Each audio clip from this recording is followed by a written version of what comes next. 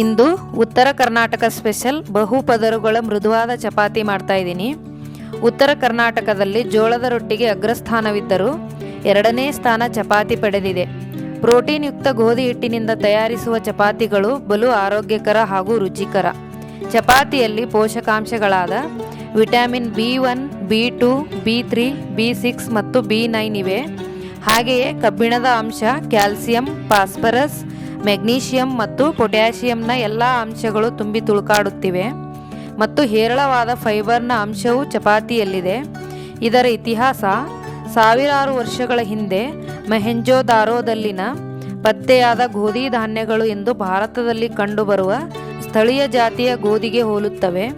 ಇಂತಹ ಇತಿಹಾಸ ಇರುವ ಆರೋಗ್ಯಕರ ಚಪಾತಿ ಇನ್ನಷ್ಟು ಮೃದುವಾಗಿ ರುಚಿಕರವಾಗಿ ಬಹುಪದರುಗಳ ಚಪಾತಿ ಮಾಡೋ ವಿಧಾನ ನೋಡ್ಕೊಳ್ಳೋಣ.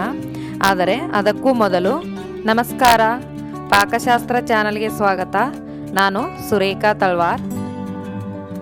ನಮ್ಮ ಚಾನಲ್ಗೆ ಸಬ್ಸ್ಕ್ರೈಬ್ ಮಾಡಿಲ್ಲ ಅಂದರೆ ದಯವಿಟ್ಟು ಸಬ್ಸ್ಕ್ರೈಬ್ ಮಾಡಿ. ಹಾಗೆ ಪಕ್ಕದಲ್ಲಿರೋ ಬೆಲ್ಲೈಕನ್ ಪ್ರೆಸ್ ಮಾಡಿ. ಬೆಲ್ಲೈಕನ್ ಪ್ರೆಸ್ ಮಾಡೋದ್ರಿಂದ ನಮ್ಮ ಹೊಸ ವಿಡಿಯೋ ನೋಟಿಫಿಕೇಷನ್ ನಿಮಗೆ ಬರುತ್ತೆ. ಬಹುಪದರ ಚಪಾತಿ ಮಾಡೋ ವಿಧಾನ, ನಾನು ಮೊದಲಿಗೆ ಈ ಥರ ನಾನು ಹಿಟ್ಟು ಕಲಸಿಟ್ಕೊಂಡಿದ್ದೀನಿ. ನಮಗೆ ಚಪಾತಿಗೆ ಯಾವ ಥರ ಬೇಕೋ ಆ ಥರ ನಾವು ಹಿಟ್ಟು ಕಲಸಿಟ್ಕೋಬೇಕಾಗತ್ತೆ. ಸ್ವಲ್ಪ ಎಣ್ಣೆ ಕೂಡ ಬೇಕಾಗುತ್ತೆ, ಸ್ವಲ್ಪ ಒಣ ಹಿಟ್ಟು ಕೂಡ ಬೇಕಾಗುತ್ತೆ. ನಾನು ಮೊದಲಿಗೆ ಎಣ್ಣೆ ಹಚ್ಕೊಂಡು ಮಾಡೋ ಥರದ್ದು ನಾವು ಎಷ್ಟು ಲೇಯರ್ ಬೇಕೋ ಮಾಡ್ಕೋಬೋದು. ನಾನು 6 ಲೇಯರಲ್ಲಿ ಚಿಕ್ಕ ಚಿಕ್ಕದಾಗಿ ನಾನು 6 ಉಂಡೆಗಳು ಮಾಡಿಟ್ಕೊಂಡು ಈ ಥರ ಚಪಾತಿ ಮಾಡ್ತಾಯಿದ್ದೀನಿ. ಮೊದಲಿಗೆ ಇದು ಎಲೆಗಡಬು ಥರ ಬರುತ್ತೆ, ತುಂಬ ಟೇಸ್ಟ್ ಚೆನ್ನಾಗಿರುತ್ತೆ. ಇದು ನಾವು ಹಬೆಯಲ್ಲಿ ಬೇಯಿಸ್ಕೋತೀವಲ್ವ ಆ ಥರ ಬರುತ್ತೆ ಈ ಚಪಾತಿ. ನಾನು ಚಿಕ್ಕ ಚಿಕ್ಕದಾಗಿ 6 ಉಂಡೆಗಳು ಮಾಡಿ ತೋರಿಸ್ತಾ ಇದ್ದೀನಿ. ಇದು ಬೇಕಂದ್ರೂ 10 ಬೇಕಿದ್ರೂ ಮಾಡ್ಕೋಬಹುದು. ನೋಡಿ, ಈ ಥರ ಎಣ್ಣೆ ಹಚ್ಕೊಂಡು ನಾನು 6 ಲೇಯರಲ್ಲಿ ಮಾಡ್ತಾ ಇದ್ದೀನಿ. ಈ ಥರ ಕೊಳ್ಪಟ್ಟಿಗೆ ಮತ್ತು ಬೆಲ್ಲುಣಿಗೆ ಎರಡಕ್ಕೂ ಎಣ್ಣೆ ಹಚ್ಕೋಬೇಕು. ಇದು ಹಿಟ್ಟು ಹಚ್ಕೊಂಡ್ರೆ ಅಷ್ಟು ಚೆನ್ನಾಗಿ ಬರೋದಿಲ್ಲ ಈ ಚಪಾತಿ, ಹಾಗಾಗಿ ಎಣ್ಣೆ ಹಚ್ಕೊಂಡು ಲಟ್ಟಿಸ್ತಾ ಇದ್ದೀನಿ.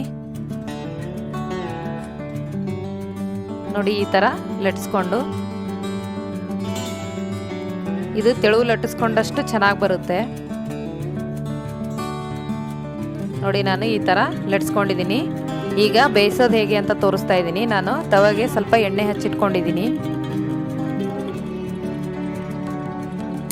ಇದಕ್ಕೆ ಮೊದಲಿಗೆ ಒಂದ್ಸತಿ ಎಣ್ಣೆ ಹಚ್ಕೊಂಡ್ರೆ ಸಾಕು. ತವಾಗೆ ಈ ಥರ ಹಾಕೋಬೇಕಾಗತ್ತೆ. ಇದು ಬೇಗ ಬೇಗ ಲಟ್ಸ್ಕೋಬೇಕು. ಒಂದು ಸೈಡ್ ಮಾತ್ರ ಇದು ಬೇಯಿಸ್ಬೇಕಾಗತ್ತೆ. ನೋಡಿ, ನಾವು ತಿರುಗಿಸಿ ಹಾಕಿದ ತಕ್ಷಣ ಮತ್ತೆ ಇನ್ನೊಂದು ಚಪಾತಿ ಇದ್ರ ಮೇಲೆ ಹಾಕೋಬೇಕು.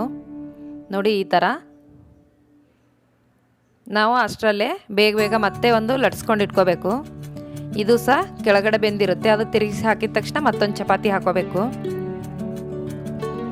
ನೋಡಿ, ಈ ಥರ ಈಸಿಯಾಗಿ ಮಾಡ್ಕೋಬೋದು. ತುಂಬ ಸಾಫ್ಟಾಗಿ ಚೆನ್ನಾಗಿ ಬರುತ್ತೆ ಈ ಚಪಾತಿ.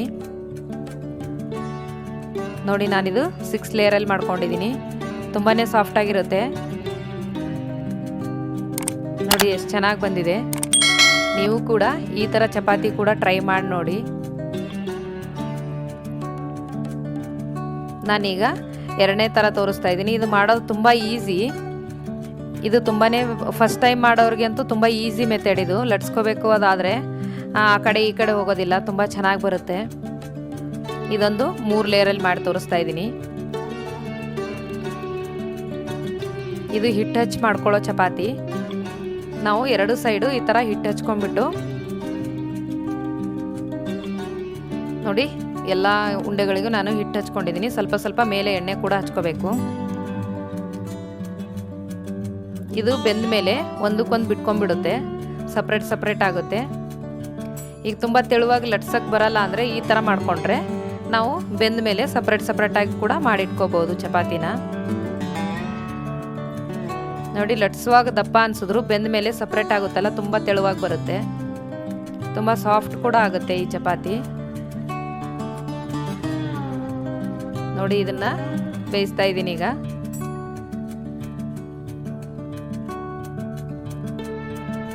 ನೋಡಿ, ಈ ಥರ ಬೆಂದ ಮೇಲೆ ಇದು ಸಪ್ರೇಟು 3 ಲೇಯರ್ ಸಪ್ರೇಟ್ ಆಗುತ್ತೆ. ನಾವು ಆರಾಮಾಗಿ, ಇದು ಬಿಸಿ ಇದೆ, ನನಗೆ ಅಷ್ಟು ಕರೆಕ್ಟಾಗಿ ಮಾಡೋಕ್ಕೆ ಬರ್ತಿಲ್ಲ. ನಾವು ಬೆಂದ ಮೇಲೆ ಕೆಳಗೆ ತೊಗೊಂಡು, ತವೆಯಿಂದ ಕೆಳಗೆ ತೊಗೊಂಡು ಆರಾಮಾಗಿ 3 ಲೇಯರ್ ಮಾಡ್ಕೋಬೋದು. ಇದು ಇನ್ನೊಂದು ಥರ ಮೆಥಡಲ್ಲಿ ನಾನು ತೋರಿಸ್ತಾ ಇದ್ದೀನಿ. ಇದು ಸ್ವಲ್ಪ ಚಪಾತಿ ಲಟ್ಸಕ್ಕೆ ಬರದೇ ಇರೋರಿಗೆ ಸ್ವಲ್ಪ ರೌಂಡ್ ಮಾಡ್ಕೊಳ್ಳೋದು ಕಷ್ಟ ಆಗ್ಬೋದು, ಆದರೂ ತುಂಬ ಈಸಿಯಾಗಿ ಬೇಗ ಮಾಡ್ಕೋಬೋದು ಇದನ್ನು. ಇದು 4 ಲೇಯರ್ ಆಗಿ ಬರುತ್ತೆ ಚಪಾತಿ ಈ ಥರ ಮಾಡೋದ್ರಿಂದ.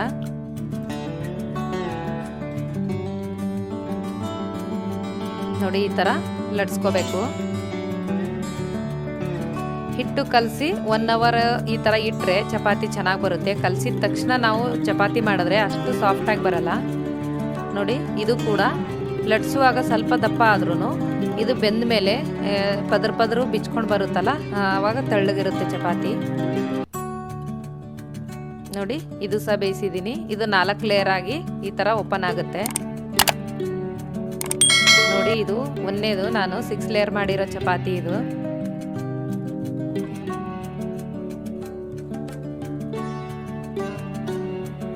ಈ ವಿಡಿಯೋ ನಿಮಗೆ ಇಷ್ಟವಾದರೆ ಲೈಕ್ ಮಾಡಿ, ಶೇರ್ ಮಾಡಿ, ಸಬ್ಸ್ಕ್ರೈಬ್ ಮಾಡಿ ಹಾಗೂ ಪಕ್ಕದಲ್ಲಿರೋ ಬೆಲ್ ಐಕನ್ ಪ್ರೆಸ್ ಮಾಡಿ. ಧನ್ಯವಾದಗಳು.